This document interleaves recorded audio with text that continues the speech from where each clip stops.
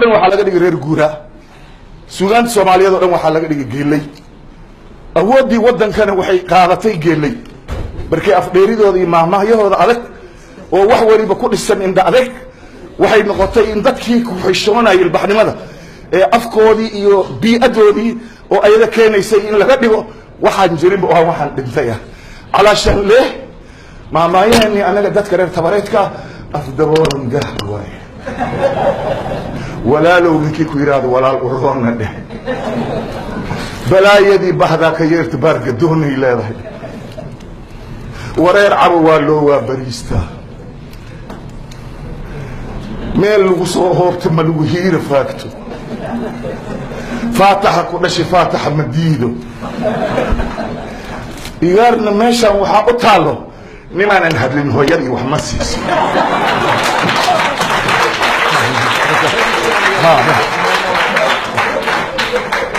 rag iska dhicii rabbi ka cabsa meel ma wada galaan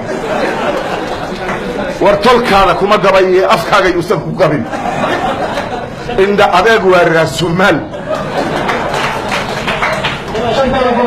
nimaan shantaada kaa celiyin sharciga kaama celiyo kan wuxuu leeyahay miskiinka tolkaada u eexo towbadaaday hallaysaa asna wuxuu la soo taagay warfaqi tolkii kama janna tago ceeb waa laba can maroojis adiga isku keenay dadkan gar hadday gelayaan ninna mahmaahdiisa uu ka bilaabayo nimaan aarsan ur hooyadiisuu ku jira iyo faataxa ku dhashay faataxa madiida wax bis la geli galaan gar isku dhaqan waay ma dhihi kartaa laa wallahi